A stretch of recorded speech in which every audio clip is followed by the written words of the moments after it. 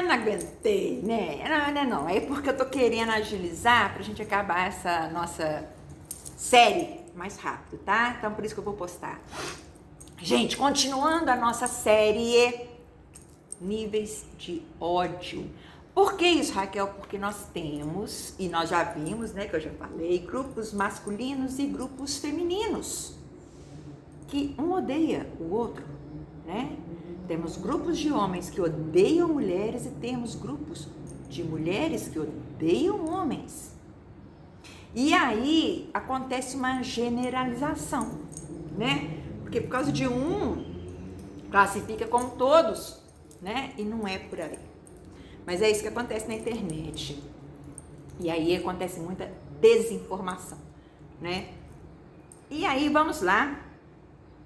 O vídeo de hoje eu vou falar. Eu achei esse artigo aqui até interessante, assim. É uma coisa que eu não sabia. Eu também estou aprendendo junto com vocês nessa minha pesquisa. Porque está sendo muito interessante para mim. Principalmente assim, que eu sou da área jurídica, então para mim está sendo interessantíssimo, que eu adoro isso, né? É uma coisa que eu gosto. E aí, eu vou falar dos níveis de ódio. Esse universo não é centralizado e ele possui diferentes interesses, mas às vezes ele atua de forma coordenada e em ataques nas redes sociais contra figuras proeminentes do movimento feminista ou ativista antirracista. O mais conhecido foi o Gamergate, em 2014, uma polêmica sobre a ética em jornalismo de jogos, marcada por ataques misóginos contra mulheres nas redes sociais. No Brasil, frequentadores de comunidades de machosfera costumam ameaçar militantes feministas, como Lola Aronovic, jornalista, e políticos progressistas. A Polícia Federal do Brasil afirmou que o grupo Realengo Marcelo do Vale, que vem ameaçando ministros do Supremo Tribunal Federal, tem relação com grupos misóginos que influenciaram os massacres de Realengo e Suzano. Eu nem imaginava isso.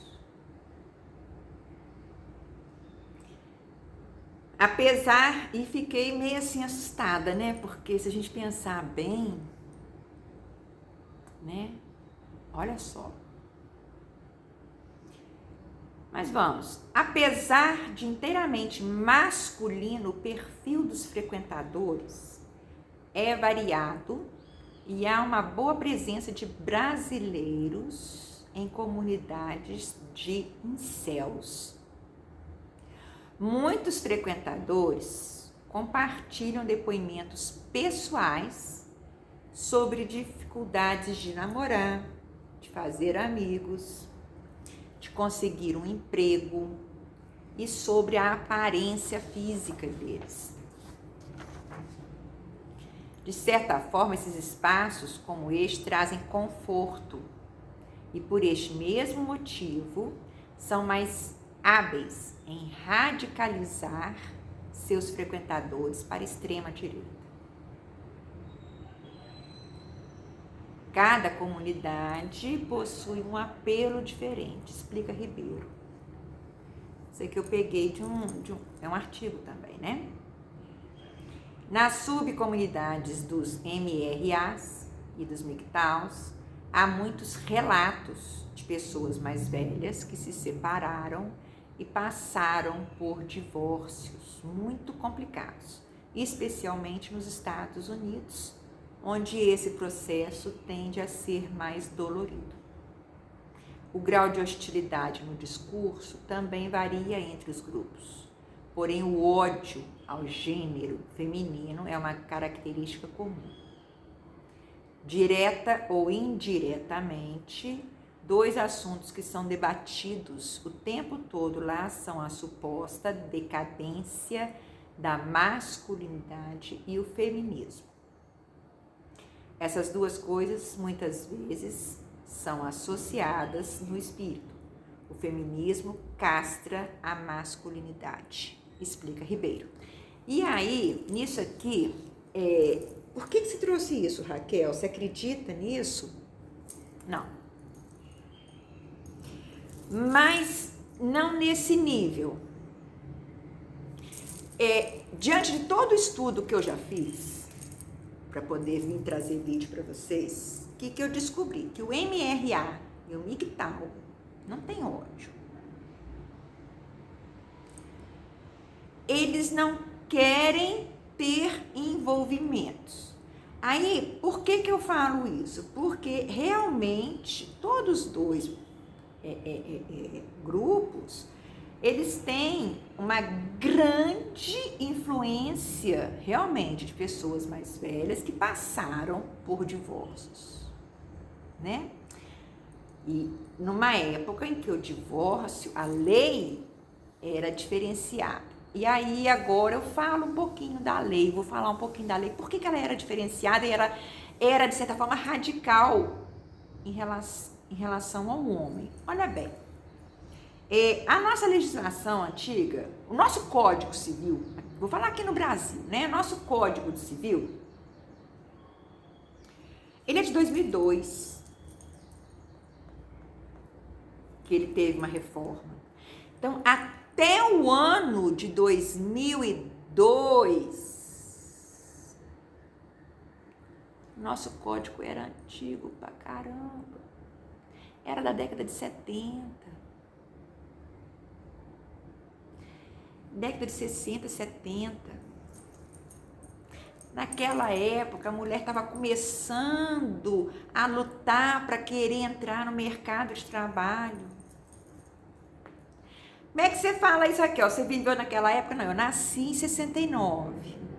Mas olha, a minha mãe conta que na escola que ela estudava, por exemplo, minha mãe tinha aula de bordado, ensinava-se, né, bordado, ensinava culinária, e minha mãe nunca gostou disso. Então ela conta as histórias, né, aquela coisa toda. Nem eu gosto. Mas, por exemplo, você percebe que até a escola e a formação que se dava para mulheres eram formações do magistério. A minha mãe conta que meu avô teve 10 filhos. Minha mãe conta que meu avô, ele fez de tudo, ele investiu tudo que ele podia para ele dar formatura, de graduação, de curso superior para os meus tios. Mas ele não fez a mesma coisa com minha mãe e minhas tias, porque eram mulheres. Então, você está vendo a luta que tem aí nessa história. E olha bem, então a luta da época, de verdade, era para ter a mesma oportunidade dos homens. Só, mais nada, né? Então, a legislação, como isso não existia na sociedade, os legisladores, né, na época, fizeram um código para poder proteger um pouco os direitos da mulher, porque senão a mulher estaria descoberta. E como ela ficava com as tarefas domésticas, isso incluía o que para a mulher? Os filhos. Os filhos não são dos dois? Se o homem é quem trabalhava, e lembra que no vídeo anterior eu até dei exemplo para vocês, que eu falei assim, que a economia doméstica, a mulher, a esposa que não trabalhava fora, que ela ajudava o homem a construir o patrimônio, e que não é enxergado assim, é por isso que o homem naquela época tinha que dar pensão alimentícia, tanto para a mulher, quando acontecia, né, a separação, como para os filhos. Então, naquela época, a justiça veio para poder fazer esse reconhecimento, que essa economia que a mulher fazia ali, de verdade, aquele trabalho ali, é como se ela estivesse trabalhando. Então, ela era como se fosse empregada dele, então ele tinha que pagá-la. Então era a pensão. O Código Civil de 2002 veio cortando isso. Por quê? Porque a mulher hoje em dia está no mercado.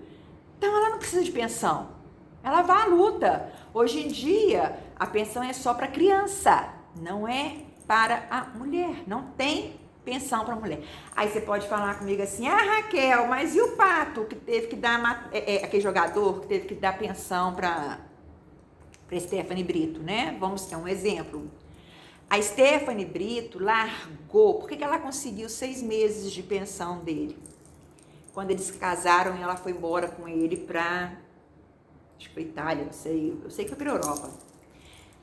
Aí, por que ele teve que dar pensão? Porque a Stephanie provou em juízo que ela, ao ir para a Europa, ela abriu mão de um contrato com a Rede Globo, ela abriu mão de um salário que ela tinha, de um trabalho que ela tinha, de carteira assinada, em prol de ir com ele. E aí deu errado, não vi o processo, não li o processo, eu só sei que ele acabou tendo que pagar para ela uma pensão de 6 meses, para ela, depois quando eles se separaram, que acabou o casamento, né? E que foi um casamento muito curto. E aí você fala comigo assim, mas por que ele teve que pagar? Ele teve que pagar 6 meses porque foi o prazo que o juiz deu a ela, olha bem, para ela arrumar emprego. Essa pensão, para vocês entenderem, é como se fosse o seguro-desemprego dela. Percebeu? Então, assim, hoje em dia, a justiça, a legislação, não mais tem esse papel que vocês homens, né, os homens machistas, os homens mais radicais em relação à mulher, pensam que tem, não. Não está assim.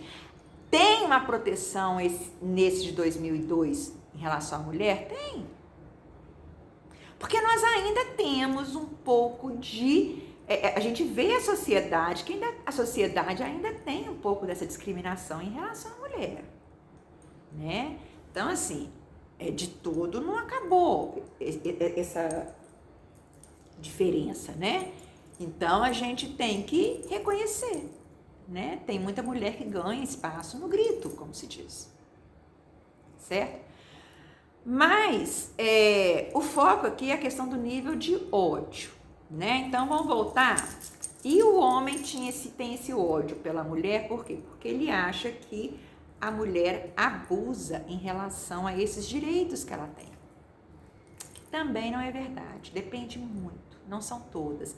Assim como a gente não pode, nós mulheres não podemos generalizar os homens, achando que todo homem é igual e que todos os homens são, odeiam mulheres, são esses homens que são violentos, que vão... Gente, não é assim. A gente também não pode radicalizar achando que toda mulher também é igual. Aí, se você quiser entender por que atrai esse tipo de mulher, veja meus vídeos anteriores que eu falo, é uma questão energética. É o que você vibra, você atrai. É um espelho, né? A gente atrai aquilo espelhado da gente, né? Então, se eu sou negativo, eu vou atrair negativo. Isso é óbvio. Então, não tem jeito. Mas aí, vocês entenderam? Então, assim, o nível de ódio ali é isso. É essa questão que eu coloquei dessas lutas desses grupos. E o que eu achei mais interessante, que tem grupos que o ódio é tão alto, tão intenso, que existem até, numa reportagem dessa que eu estava lendo, né, que tem atiradores profissionais, que eles se organizam nesse sentido. E teve um até que falou, teve uma reportagem, agora eu não estou me lembrando, eu posso tentar descobrir. Teve uma reportagem que eu li que inclusive falou assim, que essa ameaça do Marco Aurélio, né, do ministro, é de um grupo desses masculinos radicais.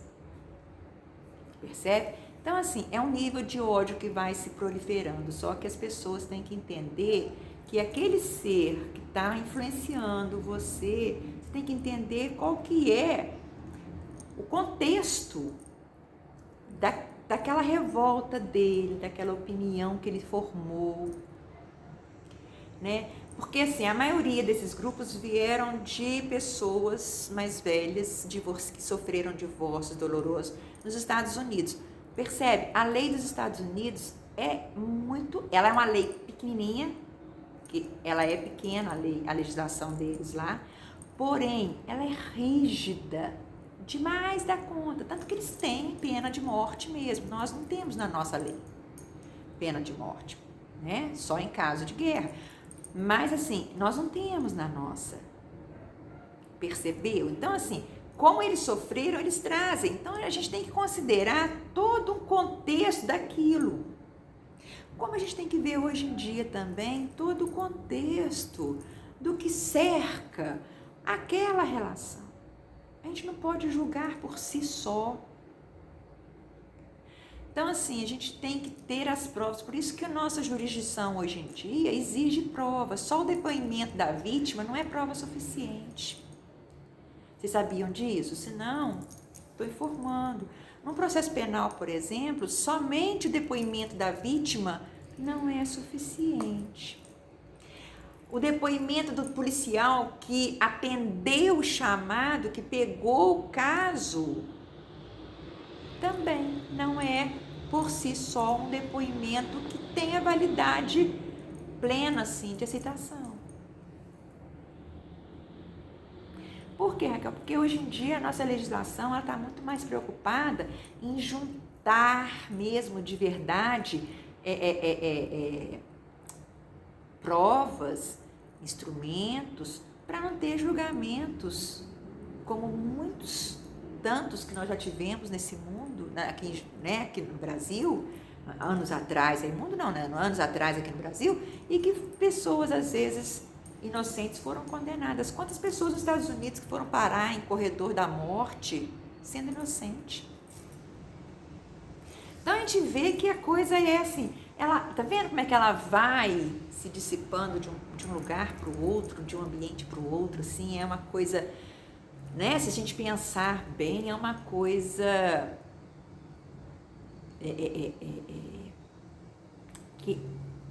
que acontece no mundo inteiro. Aqui no Brasil não seria diferente, mas nem por isso justifica ter ódio ou ter esse sentimento repulsivo em relação ao outro. A gente tem que pensar que o outro é um ser humano, como a gente. Né? Eu tenho uma teoria para mim, que é o que eu faço, que eu adoto na minha vida. Faça para o outro aquilo que você gostaria que fizessem para você. Ou seja, antes de você fazer qualquer coisa contra alguém, se coloque no lugar deste alguém. E aí você vai ver se você vai querer aquilo que você ia fazer. Certo? Então, assim, esse vídeo foi só para isso, para dar esse alerta da existência desse nível de ódio que existem de grupos masculinos em relação à mulher. E aí tem feminicídio mesmo, né? Eles querem mesmo, mata mesmo a mulher. E tem grupos de mulheres que também têm ódio do homem, que vai mesmo. Da mesma forma que esse grupo masculino investe nesse ódio pela mulher, o grupo feminino também investe nesse ódio pelo homem. Né? E está na hora de acabar isso. Vamos buscar um mundo de paz, harmonia e mais amor. Começando por nós, tá ok? Neste sábado, que você tenha um lindo dia, que seu final de semana seja maravilhoso e que tudo se realize, né? Que o sol brilhe para você, que a luz brilhe para você, tá ok? Um beijo, tchau!